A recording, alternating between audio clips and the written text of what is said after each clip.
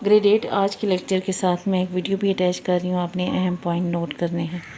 बिस्मिल्लाहिर्रहमानिर्रहीम। अस्सलाम वालेकुम। ग्रेड 8 चैप्टर 2 क़याम पाकिस्तान का टॉपिक गांधी जना मुज़ाकरात 1944 आज हम पढ़ेंगे। गांधी जना मुज़ाकरात 1944।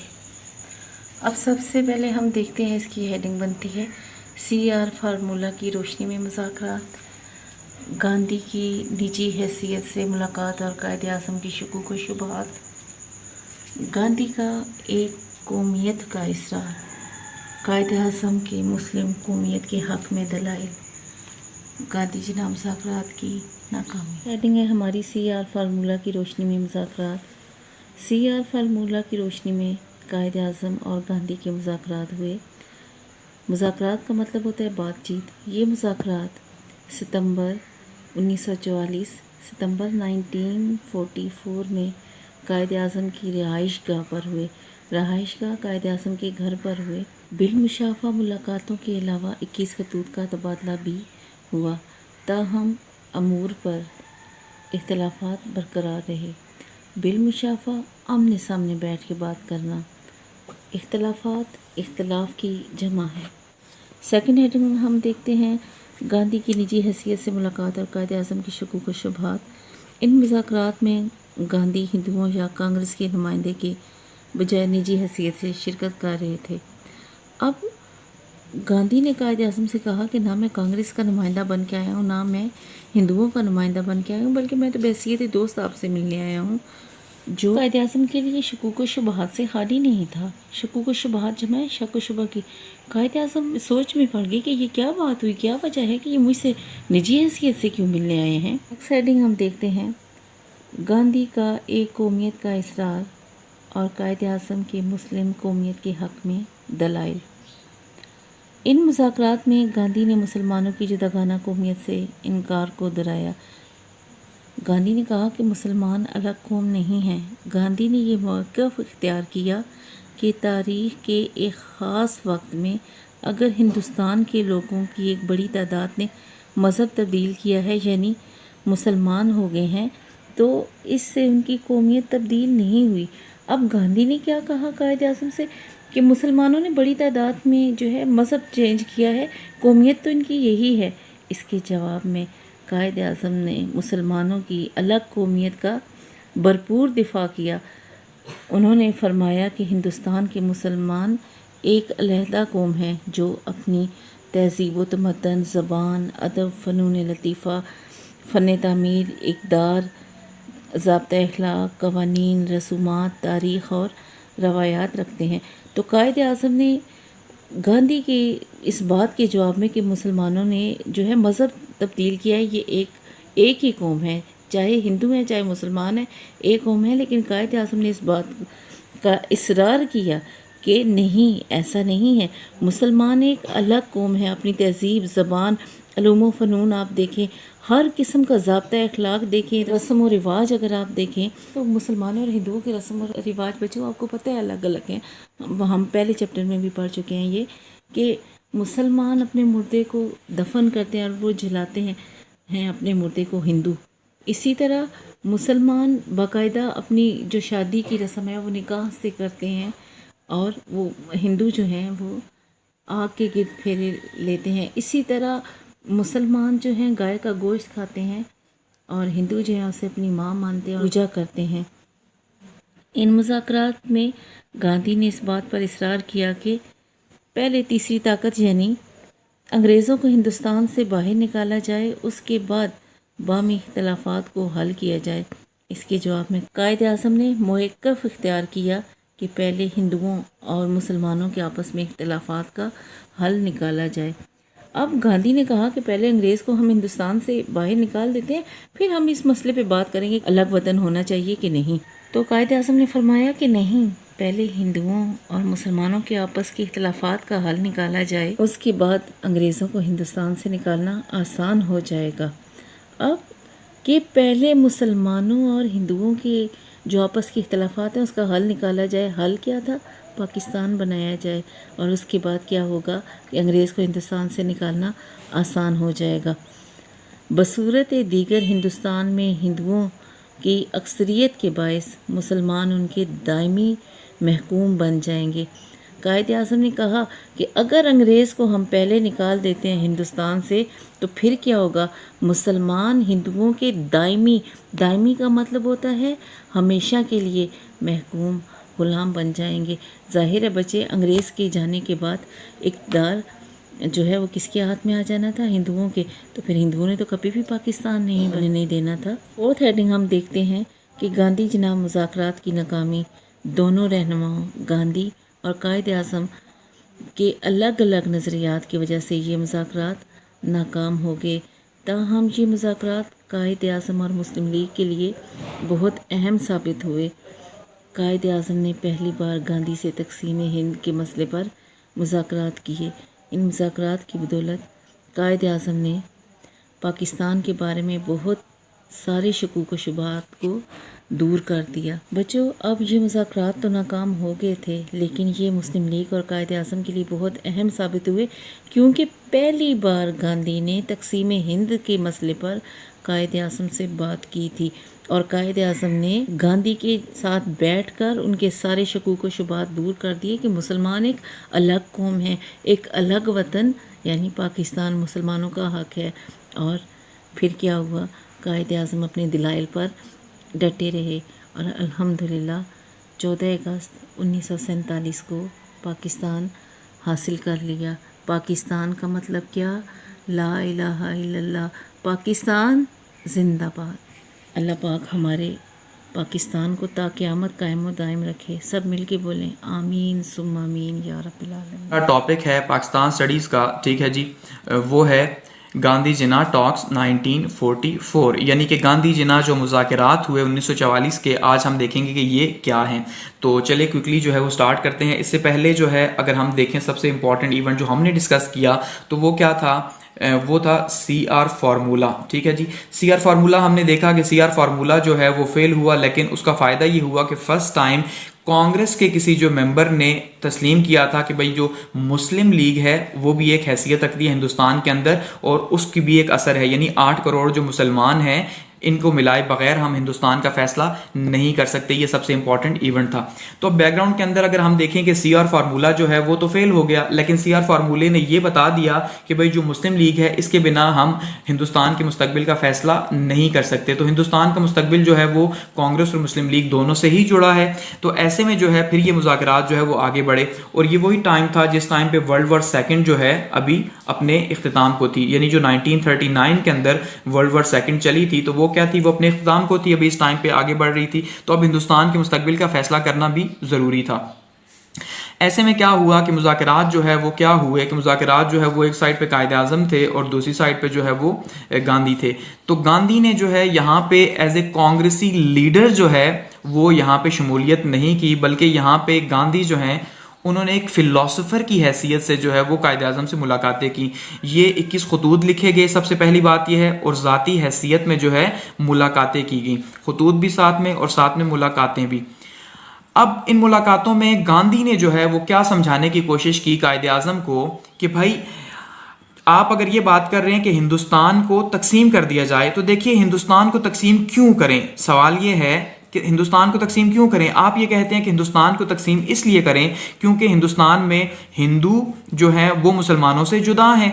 तो गांधी ने ये समझाया कायद आज़म को कि भाई मुसलमान जो हैं वो भी तो एक ज़माने में हिंदू ही थे और हिंदुस्तान में ही रहते थे, और अगर एक ख़ास वक्त के अंदर, एक टाइम ड्यूरेशन के अंदर जो है हिंदुओं ने या हिंदुस्तान के रहने वालों ने अपना मज़हब बदल लिया और वो मुसलमान हो गए, तो इसका मतलब ये तो नहीं कि उनकी जो नेशनैलिटी थी वो चेंज हो गई हैं, तो आज भी वो हिंदुस्तानी। तो इसका मतलब आप ये जो तकसीम की बात कर रहे हैं ये बात ना करें, और अगर आप तकसीम की बात करते भी हैं तो फिर आप इस टाइम पे तकसीम की बात ना करें। इस टाइम पे सबसे ज़्यादा ज़रूरी क्या है, गांधी ने ये समझाया कि भाई इस टाइम पे सबसे ज़्यादा ज़रूरी ये है कि अंग्रेज़ जो हैं उनको हिंदुस्तान से निकाला जाए और हम दोनों मिल के निकालें, यानी कि कांग्रेस और मुस्लिम लीग इसको मिल के निकाले। उसके बाद जो तकसीम की बात है हम कर लेंगे, ठीक है जी। ये बात जो है ये मुज़ाकरात इन दो लीडरान के बीच में हुए और कायद आज़म जो है उन्होंने गांधी की ये बात नहीं मानी। उन्होंने ये बताने की कोशिश की और हर तरह से गांधी को ये बावर करवाने की कोशिश की कि जो मुसलमान हैं वो मुसलमान एक पूरे का पूरा सोशल सिस्टम है